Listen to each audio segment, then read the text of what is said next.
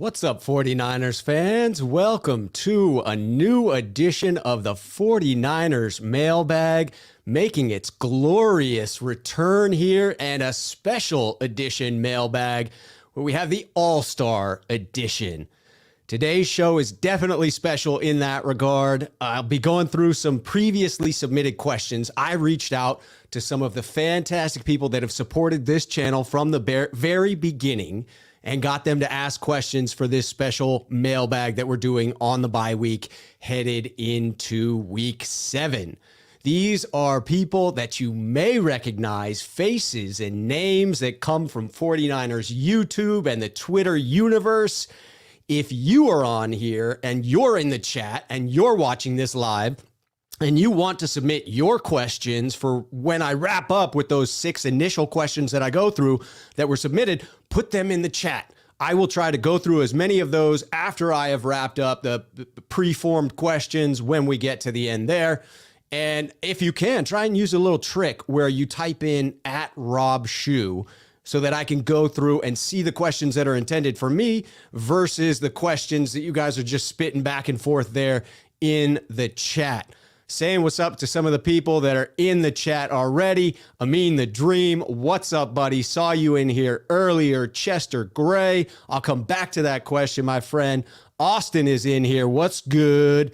And the notorious GAV, let's do this, Gavin. Let's do this indeed. So, again, if you have a question you want answered at the end of this show, put it in the chat, type it in @RobShoe. I'll try to get back to those after we've wrapped up this thing. Now, a little quick update here. We have a new unofficial sponsor here on the show. And this one, if those of you who have known the channel for some time will recognize our sponsors are generally around comedy, and this one is not. This one is serious. This one is an unofficial sponsor by Big Dave's All-American Barbecue. This is Big Dave, DJ Jones's dad. Big Dave does his own barbecue sauce here, and a portion of the proceeds go to DJ Jones Foundation, which supports inner city youth. I get no compensation for this. This is not a paid advertisement. This is just me, a player that I love on the San Francisco 49ers in DJ Jones. Fifth year with the 49ers, 6th round draft pick, coming out of Ole Miss. A key role as a stout run defender at defensive tackle in this phenomenal defensive front, and certainly want to support his dad, who is doing good things. A great family. Again, Big Dave's All-American Barbecue Sauce here. I'm going to buy more of this stuff and give it out for free to people who come into future mailbags with the best question of the day. Again, a portion of the proceeds for those go to the DJ Jones Foundation to support inner city youth. He supports a football camp, toy and food drives. It's a good cause, and hopefully with your help, future scholarships for inner city youth. Don't worry, you'll see a nod to our old sponsors and maybe even in this show to get a little comedy out there for sure. All right, to plug the mailbag, this is an ongoing show. This mailbag is a recurring thing, so it'll be back. It'll be back next week. And if you want your questions to be a part of the pre-formed questions where I have a little bit more of a robust answer to them, I am going to have you reach out to me. Leave your questions for next week in the comments section of this video, or hit me up on Twitter at The Left Shoe. You can see that when I take away this little banner here. It's going to show Rob Shoe at The Left Shoe, or head to this channel, leave it anywhere, reach out to me on Twitter, or if you're old school like I am, email me. I know you're like, email? What the F, Rob? Email you? Yes, you can email me at 49ersmailbag@gmail.com. 49ersmailbag@gmail.com. This is going to be an ongoing weekly segment. You can get your name on the banner and a thorough answer to your questions. I saw a nice little question Chester threw in there about what I'm currently wearing. Yes. First of all, Jerry, this is, in fact, a Jerry jersey, a new Jerry hoodie that they've got on NFL Shop. Let's get into NFL Shop in just a second, because that is an atrocious organization that also happens to have the phenomenal gear that we all need and crave, but they send us crap. But if there are any wrinkles on this, Jerry, I apologize. I hope they're not. I steamed it because it came fresh in the mail. It was a birthday delivery. Tomorrow is my birthday, as a matter of fact. So this is fresh and clean. I had to get some new gear with some new mojo, because the 49ers mojo is not where we need it to be right now. It's not. We need to change it. And us, as 49ers fans, we have to do our part. We have to change the mojo. We have to change the momentum. And the way in which I'm going to go ahead and do that is fresh gear that has no stains of the losses on it. It's fresh, it's clean, and it's ready to propel us into some wins going forward. So yes, this is a brand new Jerry Rice hoodie. I'm very, very pleased with it. Although back to the NFL shop thing, I mean, can we all agree on the fact that NFL shops equal parts phenomenal and terrible?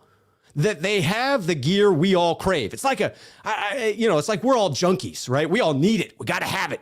We got to have our gear. We got to dive. We got to support our team.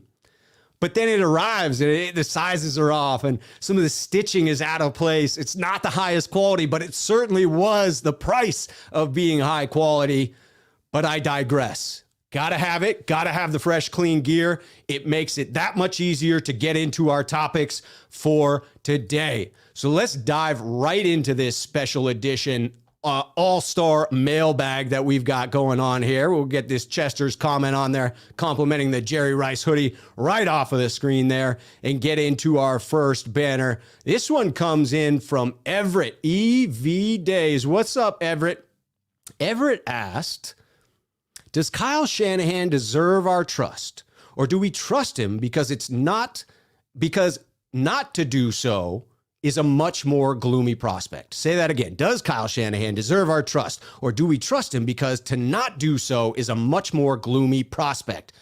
You all may remember EV Days for his epic art of the GIF on Twitter. That's definitely something that he's known for, as well as his role as the senior VP of 49ers Quality Control Graphic Arts Department. I love Everett. Great guy, great GIFs. Great Twitter follow. Go follow him on Twitter. In answer to Everett's question here, my answer to the first part of the question here is split. Does Kyle deserve our trust? I think in some ways, yes. Kyle Shanahan does deserve our trust. Well, in what ways, Rob, does he deserve that trust? Well, let me tell you what that is.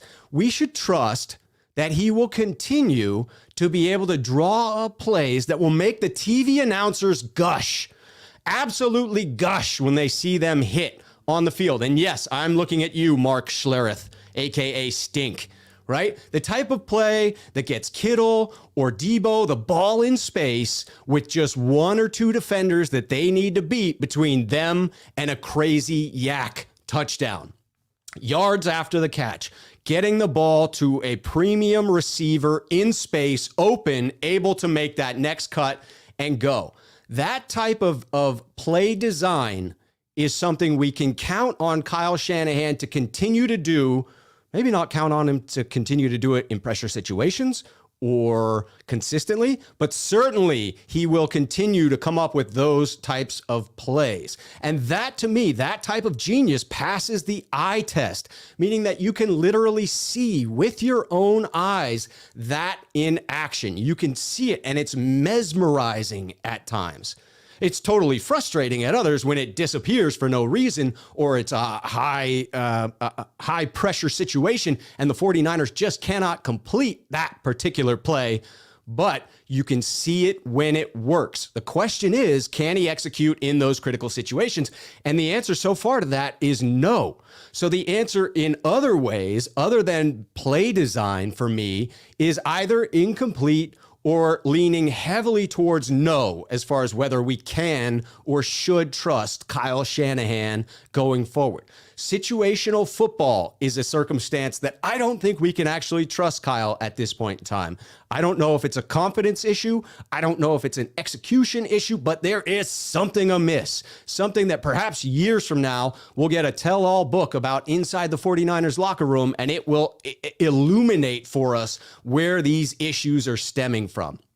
But you can look at strange decisions around fourth down, around time management, around the 2-minute drills, right? On both sides of the ball. These things are concerning, that situational football awareness. Holding on to a lead. Can we trust Kyle when it comes to holding on to a lead? I don't even want to bring up the most glaring instances where this has happened because it's personally too painful for me. And I know it's too painful for all of you watching this as well. Motivating players doesn't seem to be a strength of Kyle's. It doesn't seem to be something that we can trust him to do continually going forward. Developing players. We have one key rookie, along with a few others that haven't seen the field yet, that need development, where you could argue that the future of the 49ers franchise and their success is reliant upon the development of these players. And I would argue that the evidence suggests to this point that that's not a strong suit for Kyle Shanahan. That's an area he has struggled to this point. Question remains, will he be able to address that issue going forward and develop players like Trey Lance? Taking responsibility. Another area that I don't trust Kyle Shanahan. I'm a big believer in the motto, the buck stops here. And I want leaders, I want people in charge of organizations that I respect, that I'm a part of. I want those leaders to take that responsibility. When things go badly, I want you to take the hit. If things don't go as planned, whose fault was it? Well, first and foremost, your fault. That's what I believe in as a leadership model. That's what I see as the best model for those leaders I've had the fortune to work for. And that's what I respect in key leaders of key organizations that you see around the league that have long, sustained success. Someone like Mike Tomlin comes to mind. Someone who stands in front of the microphone, takes the heat, and deflects it from his players.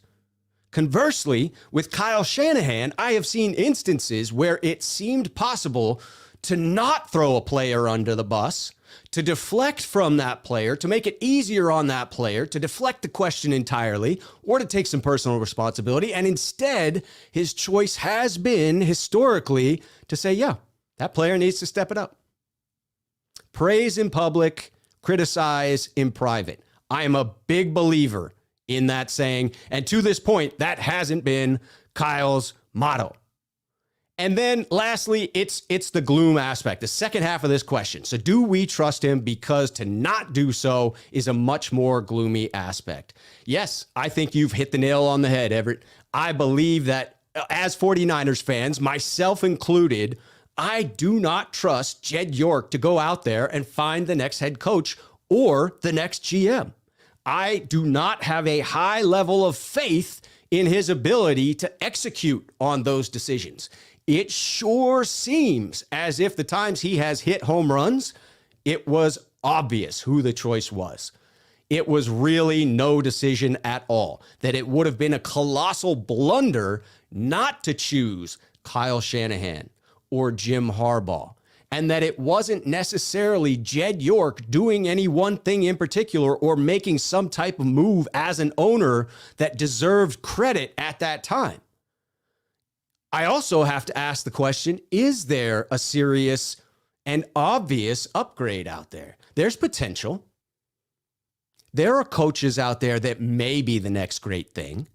But can we honestly say that if Kyle can adjust a few of these flaws within his own character, that he couldn't be that next great quarterback, that he couldn't evolve into a complete head coach?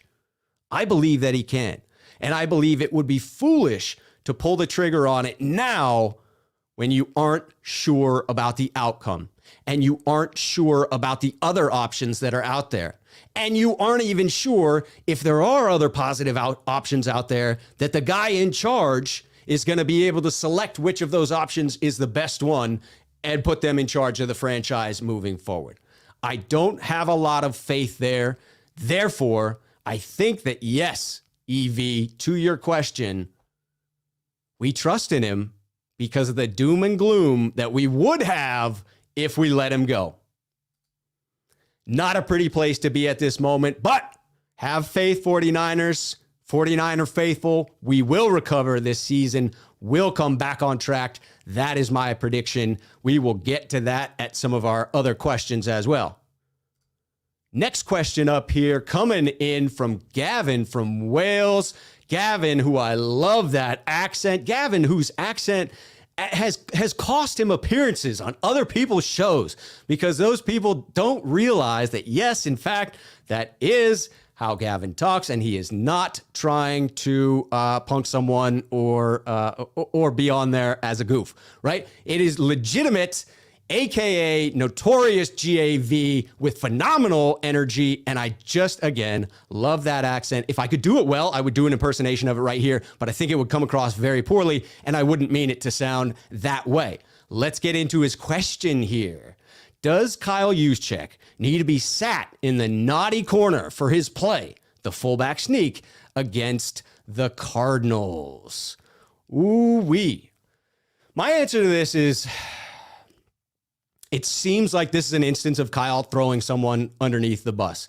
It seems that when Kyle went ahead and described this play, he stated that it was an option and that Juice wasn't in fact supposed to carry it up the gut, and it should have been a toss left to Lance. Now, why does Kyle say that? Well, in my humble opinion, it is to deflect from the criticism he would face if people believed that he called the shot up the middle. Now, I will say that as they got to the line of scrimmage, it seemed clunky. It seemed as if there was a full beat delay before they were able to hike the ball. And that allowed the defense to respond to a play that they had already seen. This play had been set up by the fact that Kyle had run this very play before. It would have been set up perfectly had they gone with the toss left to Lance, because the defense read it just as it ended up being executed. Juszczyk up the middle. It was stuffed. So yes, there are two possibilities. One, Juice could have screwed it up. Juice got to the line. There should have been a key out there that informed him that he should have switched to the toss to the left to Lance. However, the other possibility remains, even in the same scenario, that yes, perhaps Juice made the wrong call, but perhaps Kyle and Mike McDaniel failed to adequately prepare the offense for that scenario. And this gets back to the buck stops here mentality. Regardless of what occurred, with what I know about Juice, I'm blaming Kyle on this one, because Juice to me is a very prepared football player week in, week out. He tends to know his assignments. He tends to play very sound football. That is what I recognize him to be within this offense. And I will say that on the opposite side, when I'm looking at Kyle Shanahan in high pressure moments, what I know about him is to be very inconsistent in those high pressure moments. So what if we're looking at a scenario where Kyle Shanahan has created an atmosphere that's just not conducive to success in high pressure moments, right? Does his perfectionist attitude create an aura of heightened tension in these moments? Are players so caught up in trying to be perfect that they fail to execute some of the more basic tasks? The tightness starts at the top in my mind. The tightness comes from Coach Shanahan. And it is that tightness that is reflected on the field in the failures to execute. I believe you can see that tightness in the body language of Coach Shanahan. I think that on the sidelines, there's not the unbridled enthusiasm that you might want. There's not a carefree attitude. There's not necessarily even excitement in some of these games. And you could say, sure, Rob, but that's because the 49ers are 2-3. Like, Kyle better not be happy on the sidelines at this point. Sure. But each game has its ups and downs. Each game has a moment where the emotions lift. And if a coach can ride that emotion and help propel their players forward, that's positive momentum. If, on the other hand, what I'm reading into Kyle, he gets tenser and tenser as the game goes on, as the game gets closer in high pressure moments. He gets tighter and tighter in those scenarios. Is it any surprise that that rubs off on some of the key players within the 49ers team, specifically on the offense?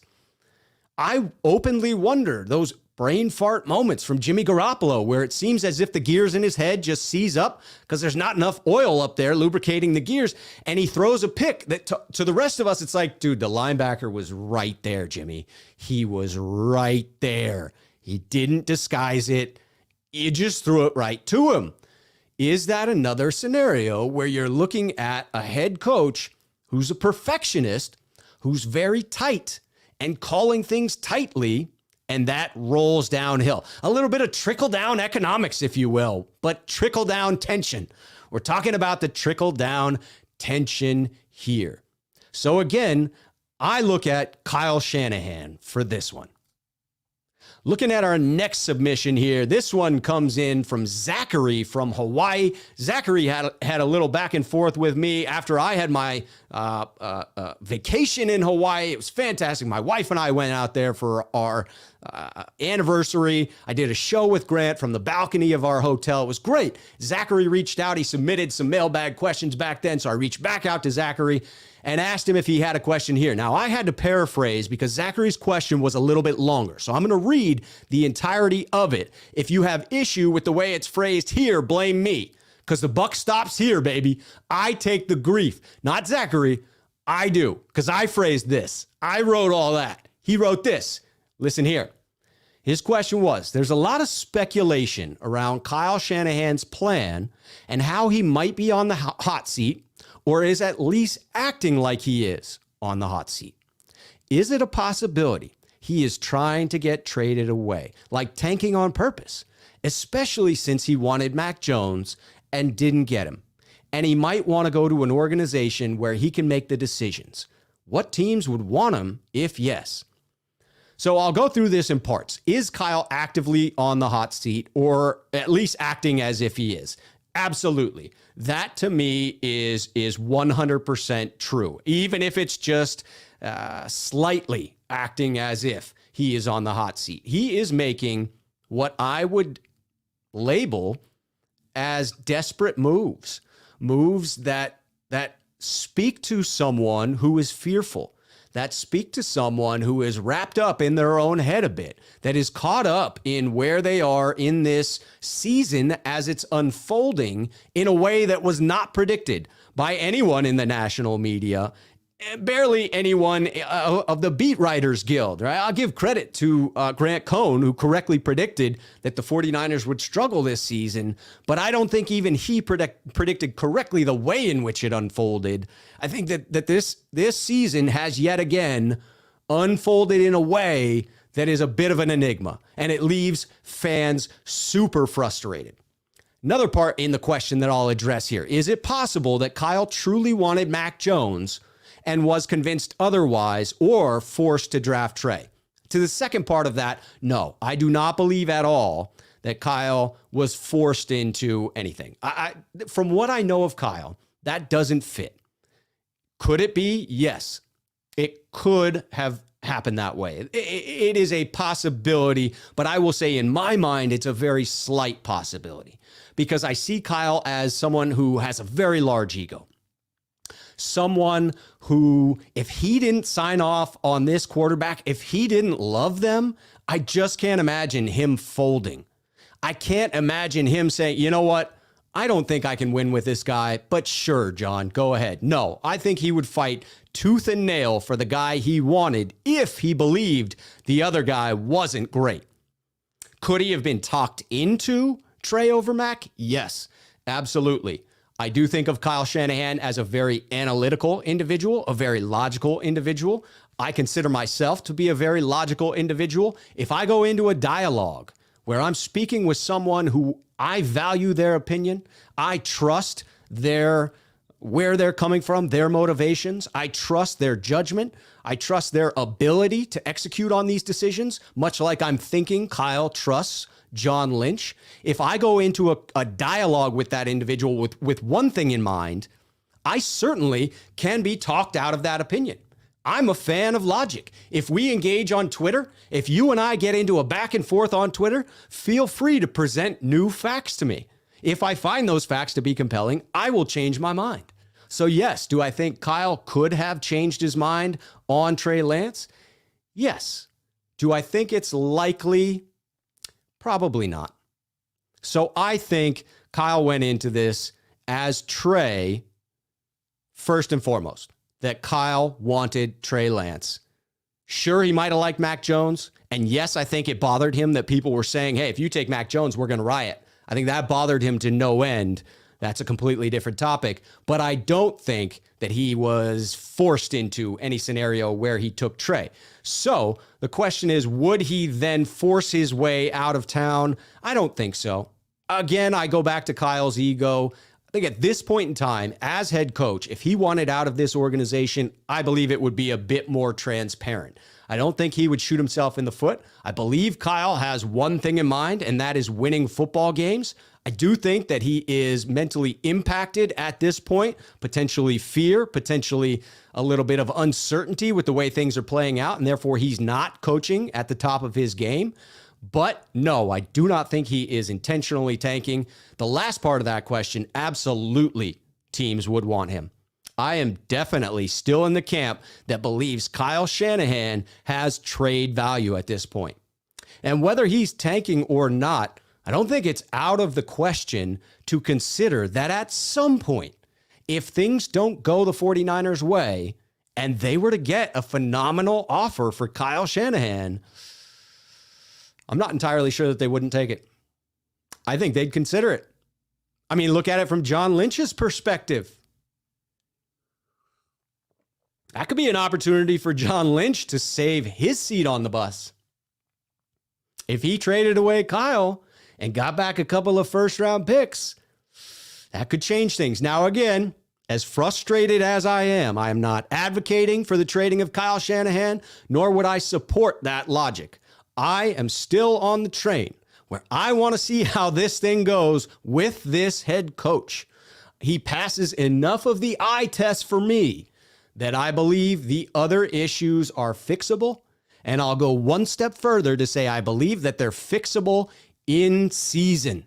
I believe the 49ers can right the ship this season. It's not too late, 49er faithful. It is not too late. But who in the world might want Kyle? I can think of a couple teams right off of the bat. The Las Vegas Raiders. They seem to be in a little bit of dysfunction. What better way to take the focus off of what has occurred, which is just strange and awkward and socially not a good place to be from an organizational standpoint. Certainly the NFL isn't happy about the conversation being back here at this point in time with a well-recognized face within the league. Or the Jacksonville Jaguars. I mean, talk about a dumpster fire. Jeez, man. Urban Meyer, what are you doing there? So yes, do I think there are teams out there that would give up significant draft capital in order to get Kyle Shanahan onto their teams? Yes, I absolutely believe it. But again, I would not move on from him yet.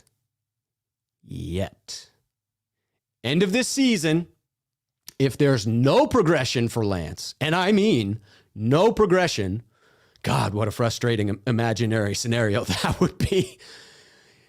You have to at least entertain it at that point. You have to ask the question, can Kyle develop Lance? The evidence from my research, going back through Coach Shanahan's previous tenures with various teams and rookie quarterbacks, the evidence suggests to me that no, there is no evidence he can develop that player, that he can pour into Trey Lance and take him to the next level. The best example we have of it is Matt Schaub, where Kyle was the quarterback's coach the first year they brought in Schaub, and then the offensive coordinator for 2 years. Schaub got progressively better each season. But Schaub was a fourth-year NFL vet coming off a 3-year contract in Atlanta. He was not a rookie green coming into the league. And there is a big difference. A very big difference, especially when it comes to the confidence level of someone who is new to the NFL versus someone who has the experience, years in this league, even if it's carrying a clipboard, the time necessary to get used to the speed of the NFL, of which a rookie has none. When you look at the rookie development of the other two clear instances that you want to look to, RG3 and Kirk Cousins, you do not see progression from those two. And those circumstances leave me to question whether, in fact, Kyle can develop Trey. I want to see some development happening in season this year. I am old school. I want Trey in for multiple snaps every game. Yes, go ahead. Start Jimmy for now. Sure, the season still has hope. I'm with you on that. Go ahead, Shanahan. Go ahead. But don't allow Trey to go multiple games without seeing a single snap again. You brought him in because you said Jimmy can't stay healthy. Jimmy didn't stay healthy. Like, how did you not prepare for this? You told us that that's what was going to happen, and it did. So it's not a shocker. Not a shocker. Moving on to our next mailbag question that we had submitted from the Camper Report, a.k.a. Ben Camperman. Go subscribe to Ben on YouTube. Ben asks, is DeMeco Ryans already better than Robert Saleh? It's a very blunt question, and I love it. The short answer, yes. And that is not to belittle anything that Robert Saleh was able to accomplish with the 49ers. But I'm going to qualify my answer. Really, it's going along the lines of, yes, he is already better than Robert Saleh at this point in their careers. He's gotten better faster than Robert Saleh was able to. And there are significant evidence points that would support the idea that he got better because he was able to witness Robert Saleh's growth. He was there with Robert Saleh as Robert Saleh continued to grow. Robert Saleh walked into a far inferior defense. 2017, that team was not good.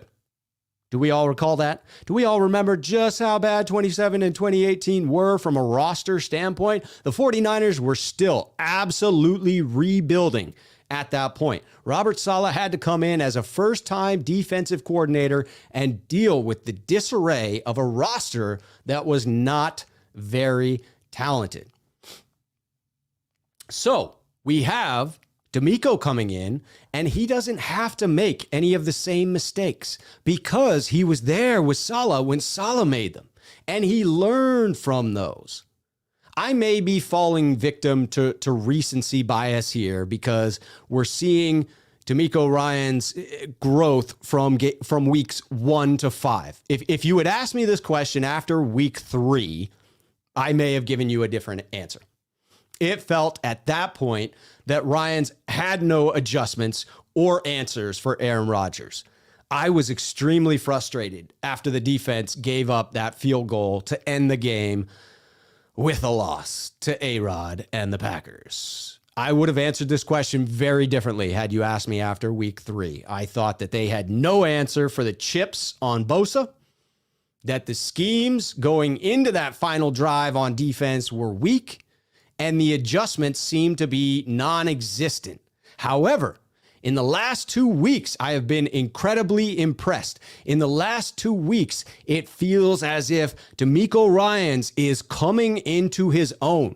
He had absolutely had answers for Nick Bosa continually getting chipped. He started moving him around the line. It created an atmosphere where Nick again was free to operate and continue what is to this point a phenomenal season for Nick Bosa, sack-wise. Even if statistically in other categories, people may say he's more efficient in 2019. The results are the results, and the results are good to this point. DeMeco certainly gets the credit there. Incredibly impressed over the last 2 weeks. The fact is that this team may still end up a top 5 defense even after losing their shutdown corner. That to me is mind-boggling. I've got to do huge shout out for DeMeco Ryans. No question he deserves the credit in my book.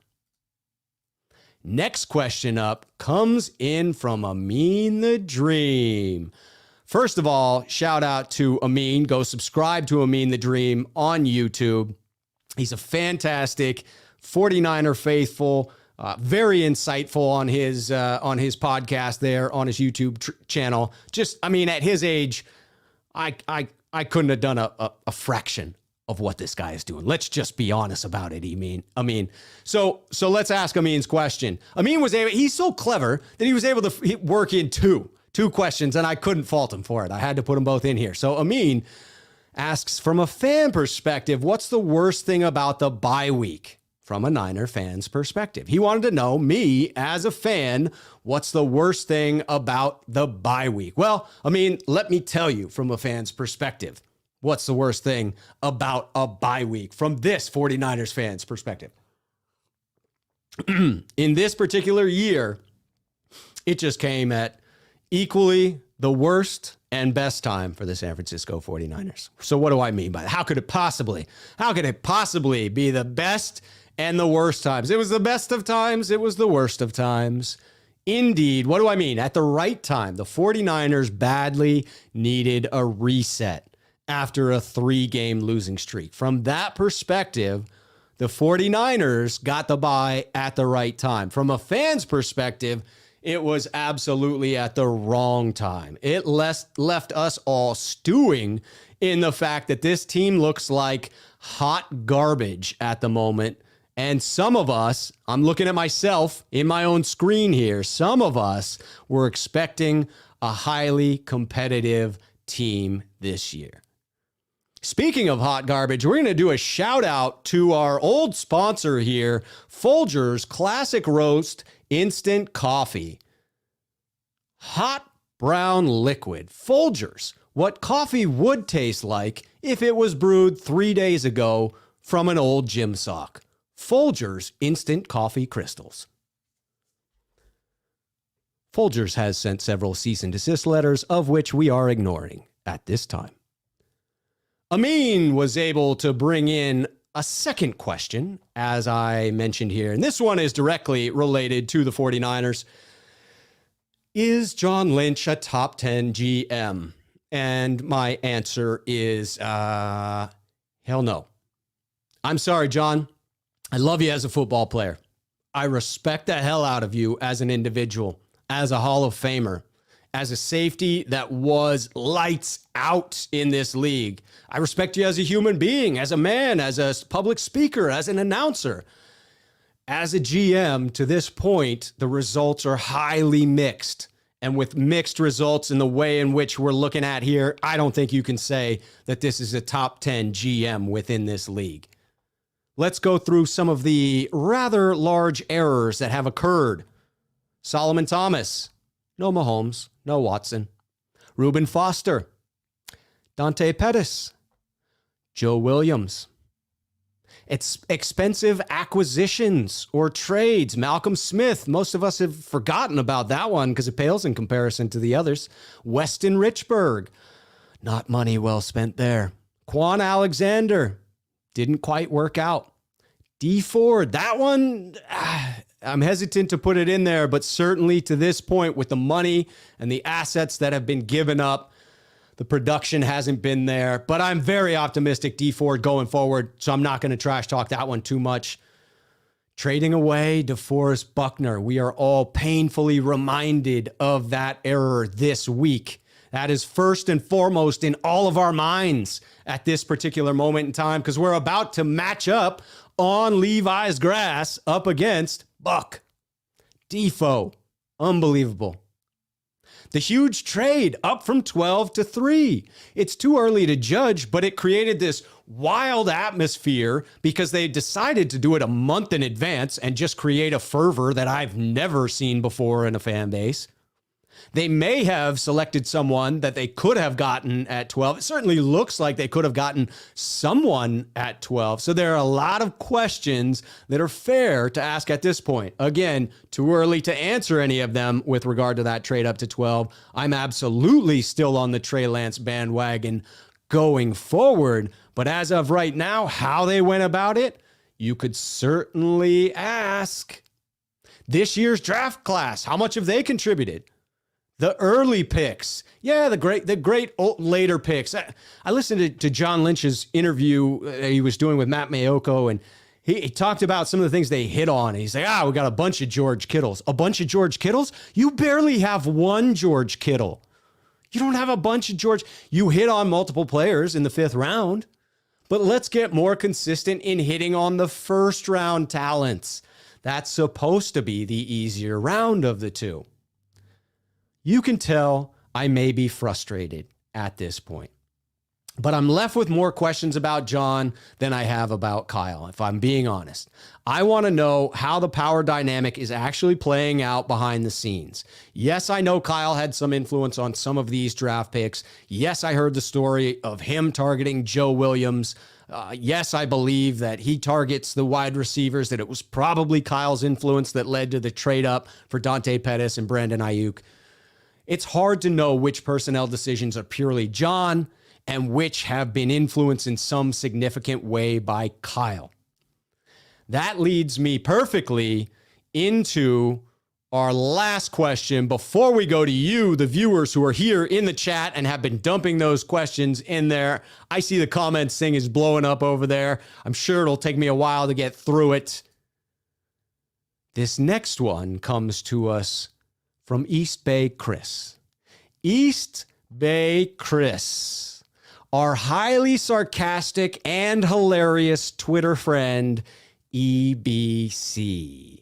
This one was asked and will be answered in the appropriate satirical fashion.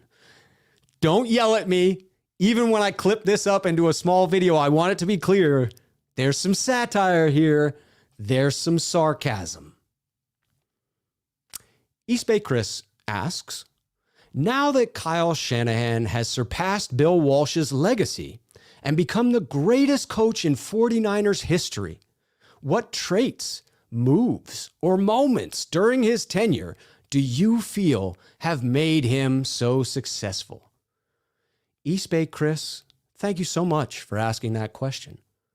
I start by saying Bill who? Clearly the greatest coach in the storied history of the 49ers franchise is Kyle Shanahan. Because clearly that's what the national media believes. This man can do no wrong. Why do I feel this way, East Bay Chris? What traits or moves have made him so successful? Well, let me tell you. Let me point out for you, EBC, why in the world, yes, we've forgotten about Bill Walsh with the magnificent performance of Kyle Shanahan so far in his career. First, he openly coveted and planned to acquire Kirk Cousins. The plan was so bulletproof that John and Kyle passed wisely on even scouting the sorry likes of Patrick Mahomes and Deshaun Watson. Why bother looking into that? You have Kirk Cousins on the horizon. Damn it.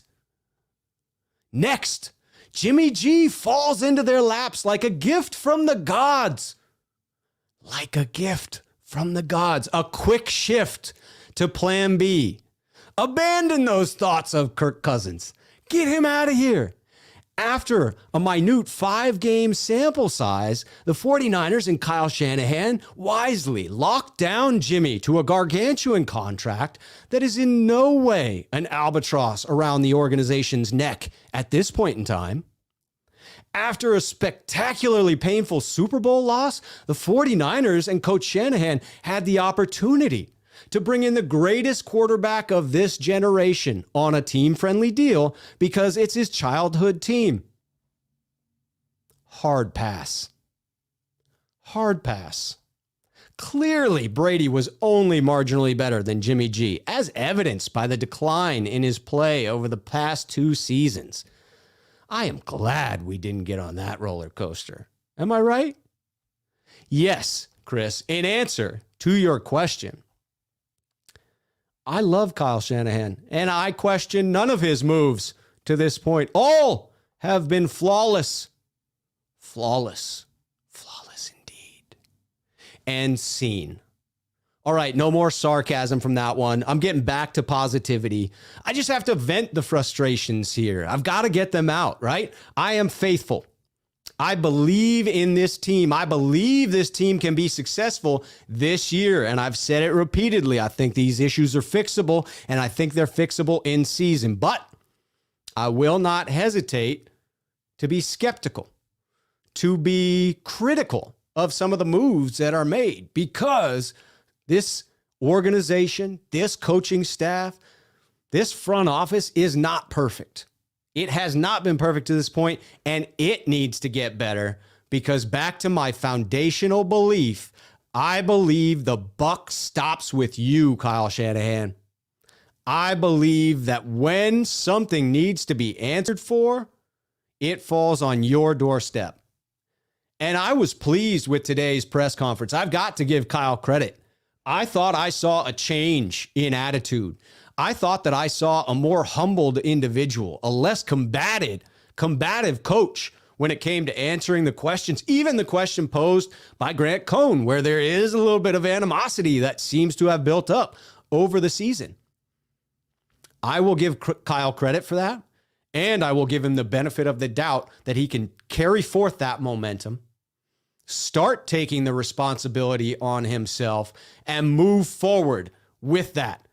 Brighten the season for all of us Niner faithful. Show us some light out on the horizon, because I got to see something. All right, we got mad comments that poured in here, and we're going to try and go through, in particular, those that were addressed to at Rob Shue. We're rolling up to the top. Chester had to throw it out there because today's the day with Buck. I'm ready to hear about how we could have kept Buckner and decided that he wasn't good enough to keep around. That's painful. It's a painful reminder of the trade that happened with DeForest Buckner. It's painful to watch him continue to be a solid player week in and week out, and have your own questions about the career of Javon Kinlaw when you have a recurring knee issue. I like what I see from Javon when he's on the field. I feel as if he has and continues to progress as a player, is a stout run stopper. And there's plenty of traits I see that give me optimism for the future in him. But a recurring knee issue, a degenerative knee issue, is very much cause for concern.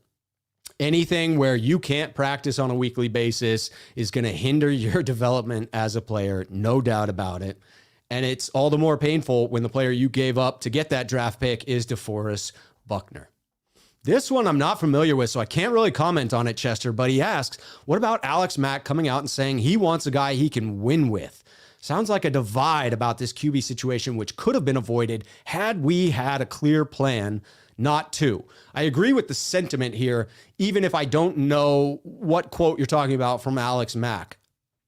The reason I say that is that a divide is almost inevitable unless a clearer path forward develops itself, unless it becomes clear what the 49ers intend to do with this quarterback situation, and less convoluted, less like, well, we want to run one system, but when Trey comes in, it'll actually look like a completely different system. And for the majority of it, we're going to run him right into the heart of the defense. He'll take a lot of shots, but that's what he's ready to run at this point in time, even though he was the rookie quarterback that had the most play action passes from under center in his college career. Let's not forget about that situation. So I'm still remaining optimistic that things will get ironed out. But to me, the clear-cut answer has to be, if you're going to continue to play Jimmy as a starter, and again, I'm okay with that. I understand you want to maximize wins this season.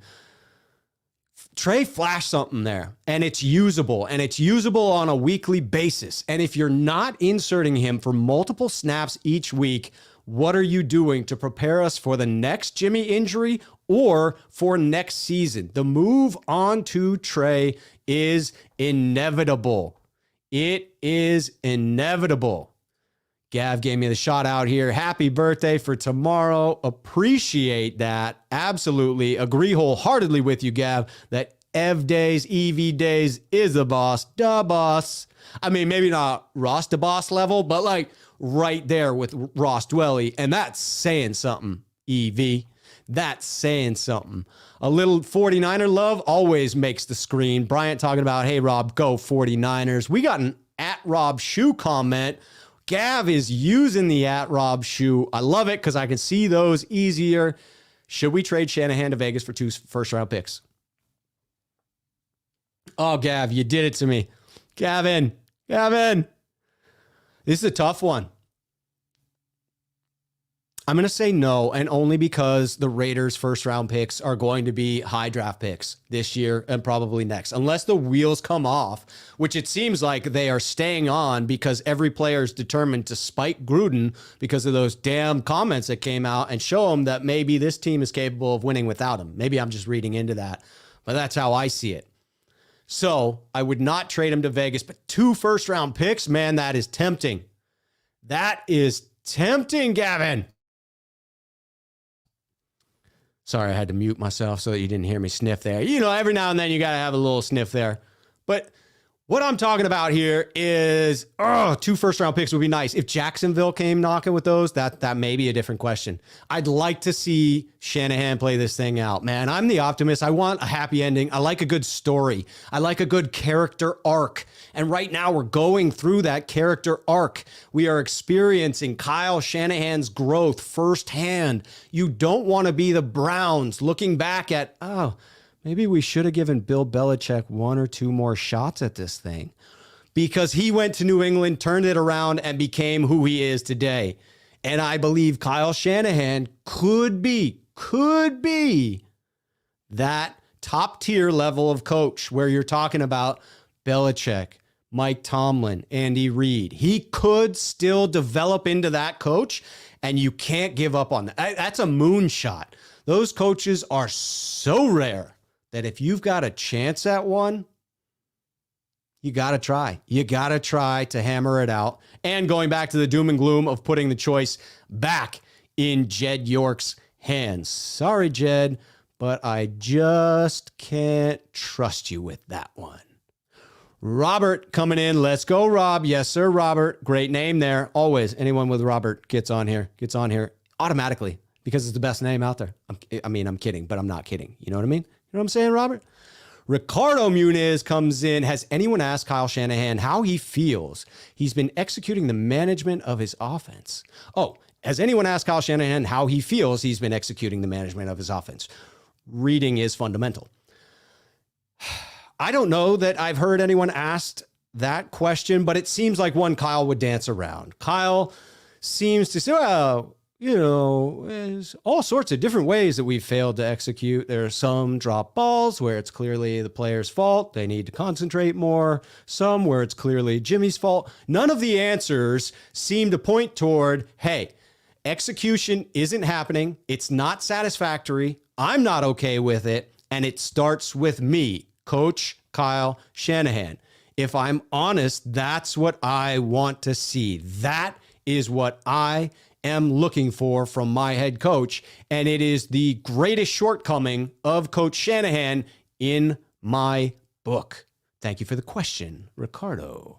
Robert coming in with a little, I know your birthday is tomorrow, but the party will be Sunday. Yes, indeed, the party is all weekend, Robert. It is indeed all weekend. Fable JVC coming in and saying what's up. Just wanted to get that on there to say hello to you. Let's go through. Ricardo has a comment on Kyle. Kyle admitted in today's press conference, which I did watch, so I can speak to, that he did want Trey. He said it was an answer to Grant's question. He said it as an answer. Yes, to me, that one, there's evidence to support Kyle wanting Trey and more evidence that supports the idea he would not succumb to being pressured into a situation where he has to draft someone he's not on board with. Everything I know about Kyle, including how he exited Cleveland when he was forced into a decision, points towards someone whose ego would not allow for that scenario to play out. Again, could he have been talked into it? Yeah, I believe that. I believe he could have been logically convinced that he should choose Trey Lance. But in that scenario, he still wanted Trey Lance as much as he wanted Mac Jones, or at least close to it. And he was swayed one way or the other.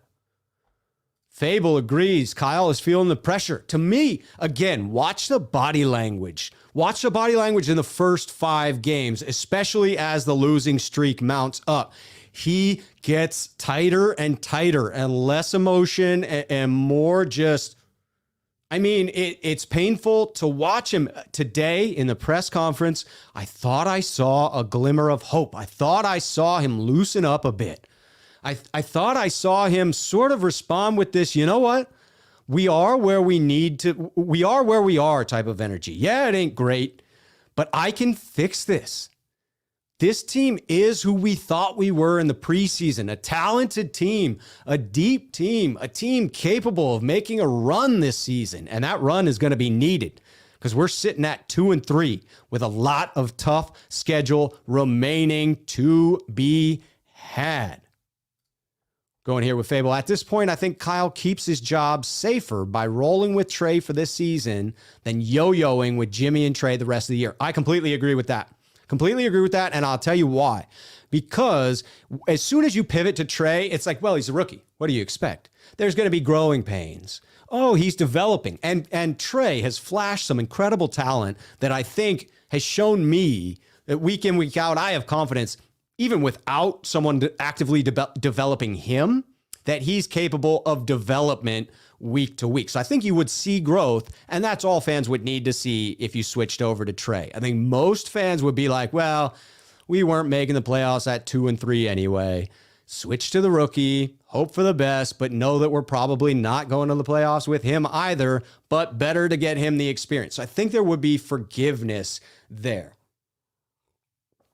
I also believe that Kyle can save his hot seat this season by simply rolling with Jimmy until it's apparent that the 49ers cannot make the playoffs and then transitioning to Trey. I think the yo-yoing scenario is the one where the wheels could come off of this thing. The yo-yo scenario is the one where I believe that fans could get anxious, ownership could get anxious, because then it shows you don't know what you're doing. You didn't have a clear plan. You're not executing a clear plan, and fans don't have hope because there's nothing for them to look to as well. This is clearly what the future holds. So I think the yo-yo is where Kyle could find himself on the hot seat. No question about it. Ro, you and I are on the same page. I sure hope that Kyle figures it out this Sunday. Absolutely. You and me both, Ro. All right, rolling through the comments to try and make sure. Clifton brings in the not so hopeful, but at this point, again, with a degenerative knee issue, cause for concern. What can we get for Kinlaw while he can still walk? I got to say that to me, it's very little compensation at this point, and therefore the risk reward scenario plays out in the favor of just keeping Kinlaw, because the risk reward is not great. The reward to me at this point in time, you're not getting much back for Kinlaw. If you unload him at this point, what's clear to other teams is you don't have faith in him. If you unload him this early in his career, what you're saying is either he doesn't fit what we're looking to do within this team, he's an issue on the team, doesn't fit within the locker room, or the knee is too concerning for us to invest a second contract in, and therefore we're going to try and recoup something for him at this particular point in time before we get to that second contract. So I think other teams would sniff that out and offer next to nothing. Next to nothing. The slogan that Folgers Coffee is using for their new instant coffee crystals. Instant coffee crystals with flavor that's next to nothing. What could you get for Kinlaw at this point? I mean, I'd have to think it'd be somewhere in the round of a 6th round pick. Whereas you stick with him, potentially there's a cleanup procedure this offseason. Potentially it isn't a long-term knee issue. Potentially he comes back from it and develops into the player we all hoped he would be when we took him with the pick. I know it's a stretch, but it's better than the reward we would get back in that scenario, in my opinion. Ooh, Tony coming in supporting the Cassius Marsh. I didn't see the comment in the chat that was disparaging Cassius Marsh, but yes, Cassius Marsh, love that guy. I'm sure he's still collecting Pokemon cards or whatever it was that he was into. He was all over Twitter with it, that's for sure. All right, Jake Jagueo.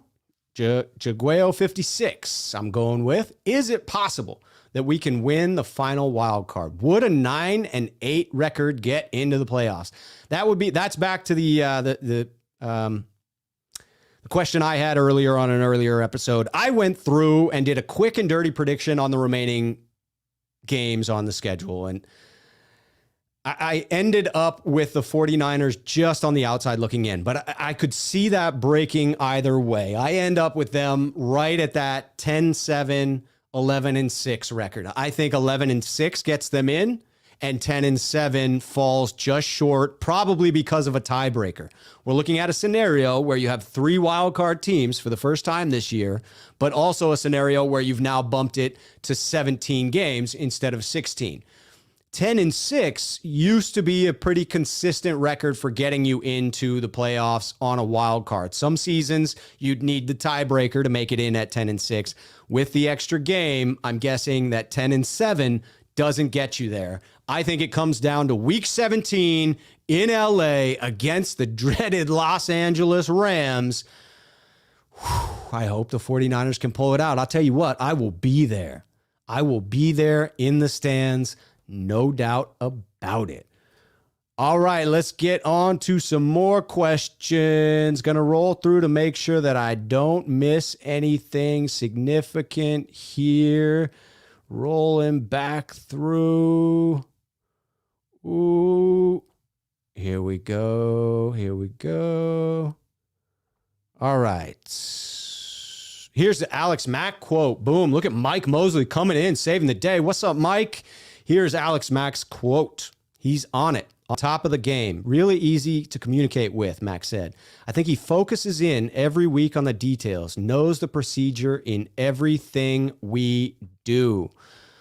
That's a good quote. Is he talking about Jimmy there, or is he talking about Trey? Because I don't know. Ooh, here's a good question for me here. JB, that's it, says, at Rob Shoe, but where has Kyle grown in 5 years? That's a fair question. You would almost ask if he hasn't regressed in certain areas, or at least failed to grow, and therefore the league has caught up to him. Because many of the things that made him so successful early on that we all saw in 2019 on display for the entire league to see as we were winning substantially during that season, I don't know that we have seen a progression from him. You wonder if it is a regression to the norm, if it is a failure to adjust, or if defenses simply have caught up to the offense. I think it is clear to say that in most seasons with the 49ers, believe 4 out of 5 to this point, the defense has outperformed the offense. And that is not a good thing. When you have 2 rookie defensive coordinators that seem to outperform your head coach, that is not a positive thing.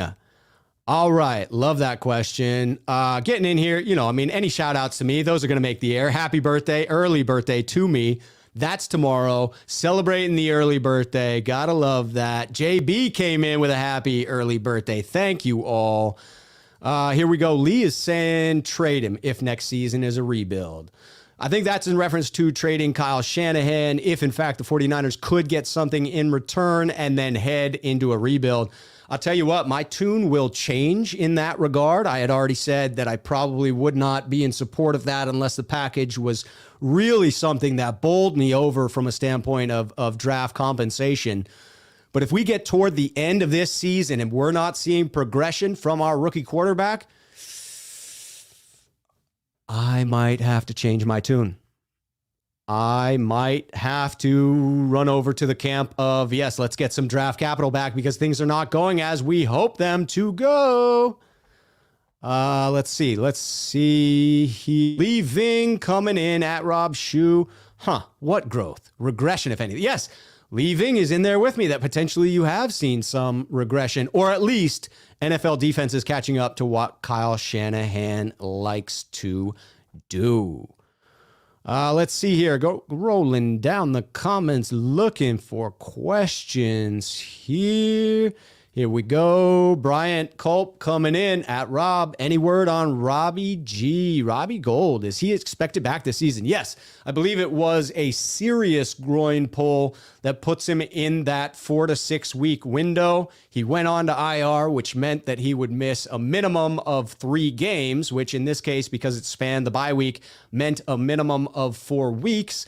I would expect him to be out for a little while longer than that, but to this point, I don't know that we've seen a drop off from Joey Sly. And while I'm not into Robbie Gold bashing, because I do trust him on most field goal kicks, especially high pressure moments, it is fair to point out his percentage of makes from distance is not great since signing him to a pretty large contract.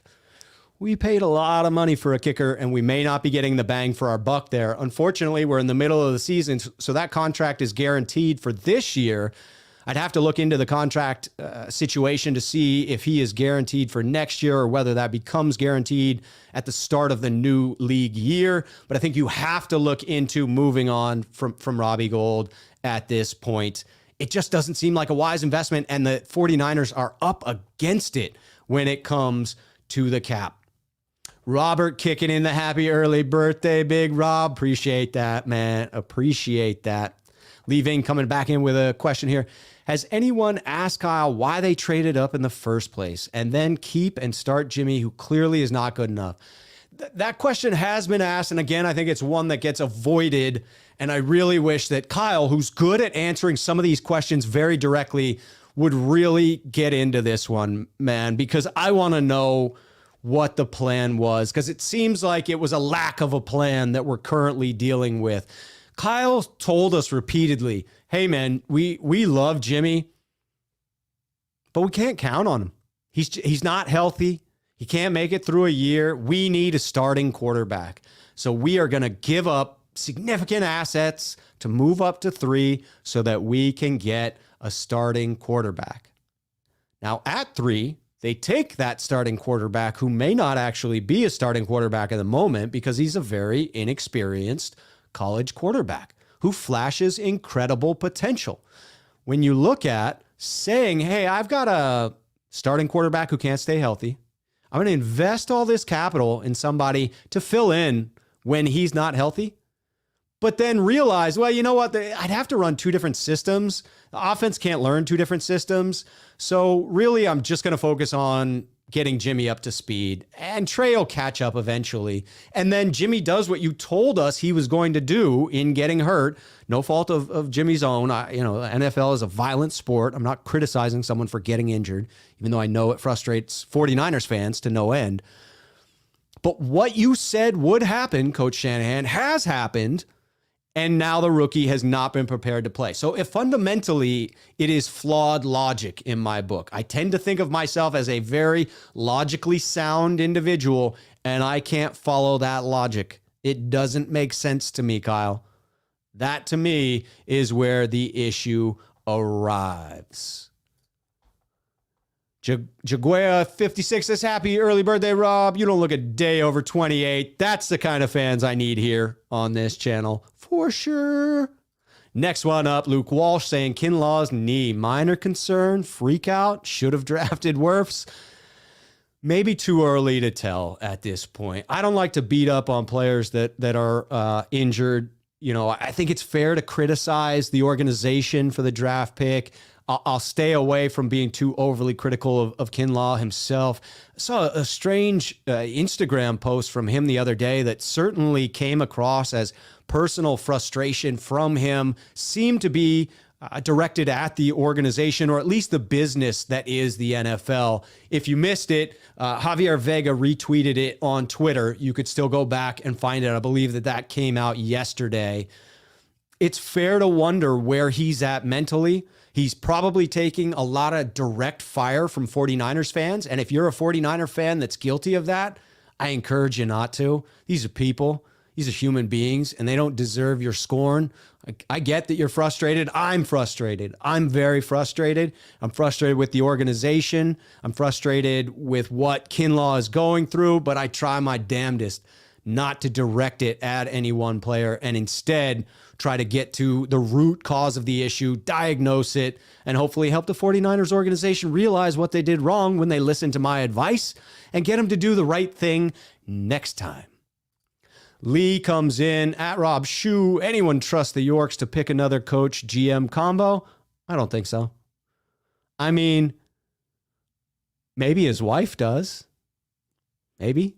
See, to me, Jed York is fair game. I just got through saying I don't do personal shots at anyone, but I've been terrible to Jed York. And Jed, if you're watching, I'm sorry. I don't mean it personally.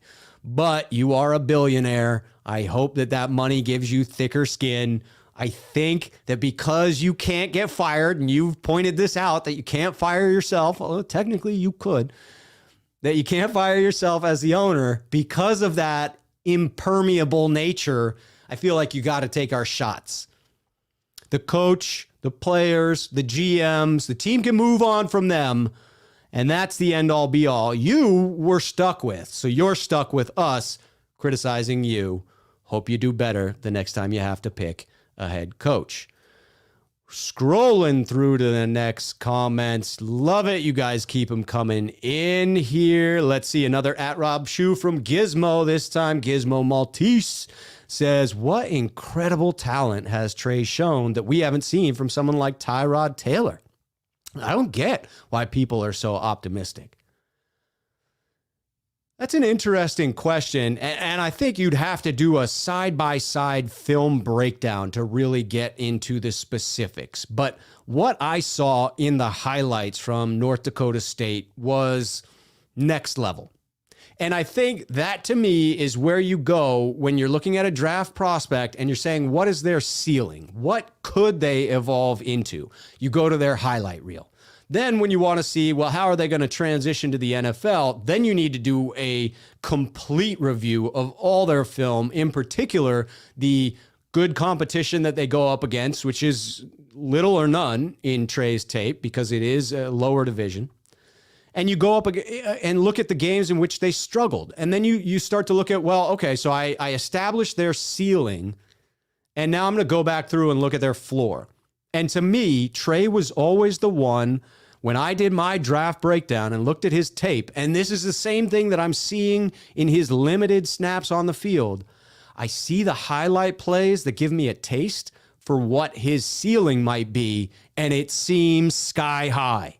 And then I look at who he is, his character, his makeup, what he says, how he acts, what he's overcome in his life, the obstacles he's gone up against and overcome from a football perspective. And that paints a picture to me of someone who's going to work at this thing. He may not be perfect right now. He may not even be our best option to start and win on a weekly basis. But I see the flashes. I see the bright spots. And to me, it passes the eye test. But it's a matter of opinion. We could look at two plays, the exact same plays, you and I, Gizmo. You could see one thing and I could see another. So that's fair. If you're still not sold, I don't blame you. I'm probably being optimistic on this thing. Scrolling through to see our comments here, see if we can't catch up and get to the end of this thing. Lee coming in with another one here at Rob Shue. Lance reps are the most important part of the rest of the season. Playoffs. Ha! Playoffs? Playoffs? Playoffs? Yes, it probably is to that level where playoffs are a stretch. But as I just said in my own quick and dirty predictions, I have the 49ers coming out borderline 10-7, 11-6. And to me, that absolutely is close enough to what you're going to need to do to get into the playoffs this year. I think the vast majority of the teams that'll be competing for that wild card spot are flawed teams. The 49ers have bumped up in there. And to me, the real competition, there'll be 3 teams vying for wild card spots. There'll be 2 that go and need to be claimed. I think whoever falls out of the top spot in the NFC West between the Rams and the Cardinals will be a lock for the first wild card spot. That's my prediction. And then there will be 3 teams in my mind that end up vying for those last 2 spots. The Minnesota Vikings, the Carolina Panthers, who have had the easiest schedule to this point, but have the hardest schedule for the remainder of the season. That's wild. And the San Francisco 49ers. Yes, I see the 49ers as being one of those three teams. And let's say that mathematically speaking, because of this new playoff format, more games in the season, more teams making the wild card, it will take a long damn time to be mathematically eliminated from the playoffs. So there will be a mathematical chance of making the playoffs. Long past, I'm willing to say there's still a shot if the 49ers continue to play inconsistently. But where we stand now, it's not too late to turn it around.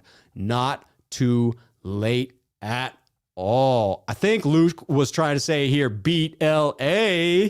Yes, indeed, LA. Beat LA in week 17. He didn't just mean to say it. He said it. And I just, when I was first reading it in the small print, didn't correctly read what he wrote there. Again, reading is fundamental.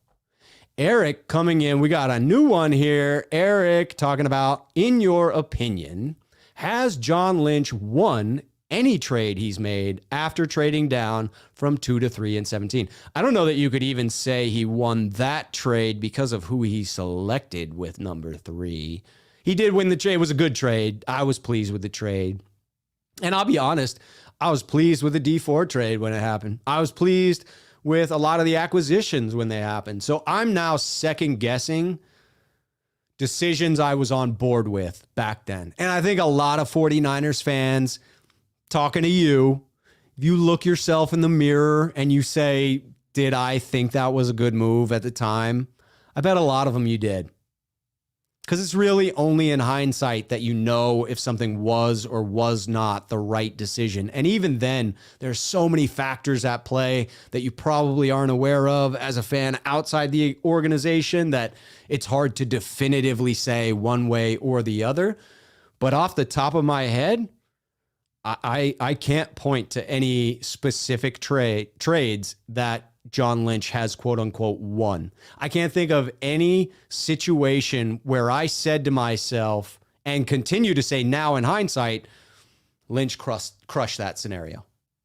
I can't think of it. If someone does think of a scenario like that, throw that in the comments and I will definitely call it out. I am not afraid to give credit where credit is due to John Lynch. As I said, I still respect the man. I respect what he has done for this organization. I respect who he is as an individual, as a player, as a Hall of Famer. But I also have to question a lot of these moves that haven't paid off for my San Francisco 49ers. Ooh, Mike Mosley maybe following up on that quote that he put earlier. You want your best players to be healthy, Mack said. Trey has a lot of potential, but he's young. I think with him, it's going to be, can he grow up quick and be a good player if we need him? The first quote, as Mike points out, was Mack about Jimmy G. Okay, that makes sense to me. And I think this points to the potential divide in the locker room that comes up if you yo-yo back and forth or make the wrong decision on who to start at quarterback. You signed a lot of one-year deals with players who were coming back on this team to compete for a championship. Even now, 2 and 3, those same players are still focused on winning this year because it's what happens this year, how they perform this year, that is going to feed their families going forward. If you sign a one-year contract, you are now going to be a free agent again next season, and recency bias, teams will pay you based on how the 49ers performed when you were a part of that 49ers defense or that 49ers offense. And if things continue to roll off the tracks and things go sideways, a lot of those one-year players are going to start getting pissed off because now you're impacting my money. Now you're impacting my family's money. You're taking bread off the table, and that is unacceptable from a business that asks players to put their very lives on the line every single week. It goes back to my belief of why in football there's no true thing of tanking in football, because every play you are out there, there's the physical reality, the possibility that your playing days end on any single snap. I don't think it's true in other sports to the same degree. You could argue potentially hockey, but certainly not as frequently when it comes to baseball or basketball. There's just not the violence that occurs that is built into the game. Therefore, you cannot ask people who are putting their livelihoods on the line week in and week out to tank, to lose on purpose. Yes, you can move forward and say we need to develop some of our younger players. But on a team like this, it's made up of a lot of veterans, a lot of one-year deals. I think things go more sideways because of that fact if you attempt to keep a foot in both boats and ride this out without developing Trey or without sticking with Jimmy and giving them the best chance to go forward. Fable calling out Robbie G's age here. He's about my age. That groin pull is going to take a minute to heal up. Yes, as we get older, I had to repair a washing machine the other day on a rental property that I have, and I pulled it out. First of all, I probably pulled my back yanking that thing out of there. And then it was awkward in the laundry room, so I had to climb over the top of it like a little spider monkey like 56 times as I was draining that thing out and repairing it. And I am sore. Yes, my birthday is tomorrow. I am older than I would care to admit, and it doesn't take much more than uncalled for physical activity to strain something. So it could take a little while for Robbie G to hold up. There's no question about it. Next question from Robert talking about Rob. How is Jay Kittle doing? Is Jorge Kittle? Is that who we're referring to there? Jay Kittle is probably doing better than George Kittle, who is injured yet again. It could have been a Freudian slip. I may have said Jay Kittle earlier. It could have been a Freudian slip when he said it that he meant George Kittle. But yes, still out. Hope we see a good game from Ross the Boss this week. Man, doesn't he flash greatness? Wouldn't it be nice to see a breakout game from Ross Dwelly? Damn it. Anyway, let's all hope. All right, Jaguar saying, let's go, faithful. Hit the like button and subscribe. I agree with that sentiment wholeheartedly. Fable coming in and saying, if Trey has not progressed because Jimmy played the whole year and we still missed the playoffs, how hot is Kyle's seat? I got to think it's pretty warm at that point. I got to say that personally, will I want to hold him accountable at that point? Yes, absolutely. If you know you're going to miss the playoffs, if you become mathematically eliminated, and well before you become mathematically eliminated, when you know that you're really not making the playoffs, if that's what happens this season, hopefully it's not, then there is no forgiveness in my book for not preparing Trey to play next year.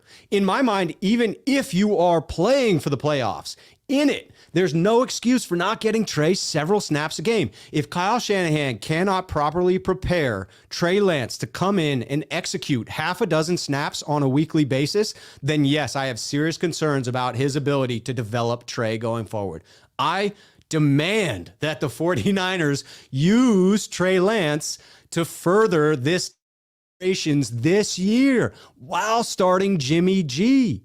What we saw in the preseason, what we saw early in the season, get him in there in high percentage situations. There are so many various game situations you could use Trey on a game basis. In between the 40s, play action shot from the 45-yard line, low risk, high reward, short yardage situations, goal line situations, red zone situations. There are so many game situations where you can insert Trey. And yes, I realize that when you insert him for a high percentage opportunity, you are taking a high percentage opportunity away from Jimmy G. That's something that you got to live with. That's what comes when you draft a player at 3 and pay a quarterback $27 million to be your starter. You knew there was going to be some pain in this thing. It was going to be awkward at some point. It's been more awkward than I care to admit to this point. And if you don't come forward with a clear plan of action going forward, it's going to get even messier in my book. Robert asking, Rob, do you think Kittle will be back if Jimmy starts? I don't. I think he has to miss one more game. I think that he's got one more that he's got to miss. Correct me if I'm wrong about that one. But again, it goes back to being put on IR, get you out for 3 games, not 3 weeks. We had the bye week. And so at a minimum, he'll be out 4 weeks total. But I can't off the top of my head remember which game it was in which he went out, whether he was out for the Seattle game or whether he went on IR before Arizona. That is escaping me at the moment. All right, here we go, talking about answering the questions, answering the YouTube. Ooh, a little compliment here. Loving the show. I love it. Yes, Johnny coming in and saying IR locks him out for a minimum of 3 games, not just 3 weeks. Eric coming in, talking about the hoodie with some compliments. I appreciate it. And it looks like, unless someone cues in with a last question, Johnny's getting the last one here. Johnny Ellis asks, do you believe a lot of the hostility amongst 49ers fans simply boils down to our high expectations? The second one is the second question, so I'm going to address them one by one. I'm going to start with that one because I think, Johnny, that is very insightful. Yes, in life, as with the situation with the 49ers, if you walk into a scenario with high expectations and those expectations are not met, it is the delta, the difference between your expectations up here and the reality down here. That difference, that distance between those 2 points is the amount of disappointment you are going to experience. Therefore, if those expectations rise to an unreasonable level, which it appears at this particular moment in time, fans like myself may have had unreasonable expectations in preseason. Yes, I think that it is those expectations that set us up for the frustration that we're seeing right now. Had we moved on from Jimmy G, but let me say this in answer to that, part of that is the organization's fault. You kept Jimmy G on the roster and you paid him $27 million. Of course, we had high expectations. You told us to have high expectations, John, Kyle. You said we were competing for a Super Bowl, and that's why we're paying $27 million to this guy who's going to stick around and start this year, and we invested all we did in Trey Lance. He's going to start in the future. He's the future of the franchise, but we're still going to win this year with Jimmy G because we're just that good. It hasn't worked out that way, and it's looked pretty brutal getting to where we are right now. So yes, it was because of high expectations, and I blame those high expectations on this front office. Yes, I do. Second question that Johnny asks here, and this may be the last question unless we get new ones in as I'm answering it.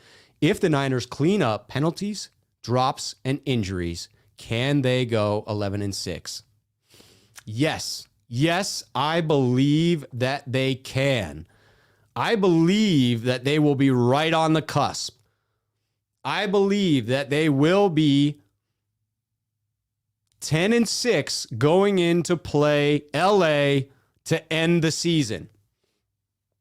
A victory would propel them to 11-6, and I believe that would make the playoffs. A loss may take them out of contention at 10-7.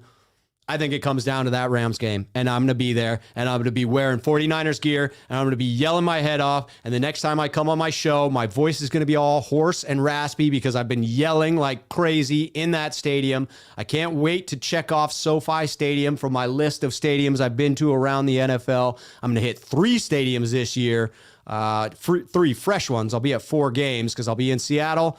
I'll be at Jacksonville, first time there. Thankfully, checking that one off. Get to see Trevor Lawrence. That's cool. I will be at the Titans. That'll be a phenomenal Christmas time game. And I'll be at LA and then up in Seattle, but I've been there far too many times to count, and I hate that stadium. Hate's a strong word. I can use it about the stadium. I strongly dislike their fans because they are rude to me on many occasions, and I don't think I deserve it. And I like to be kind to opposing fans when they come to our stadium. I hope you do too, 49ers fans. Make them feel welcome. All right, looking for that last question, and if not, I may just have to end it. What do we got going here at the And anytime you see a great show in there, stay blessed. I appreciate that. I hope everyone out there stays blessed. We got Johnny coming in with the great channel compliment. Thank you, Johnny. I appreciate it. I'm not seeing any obvious questions that jumped in.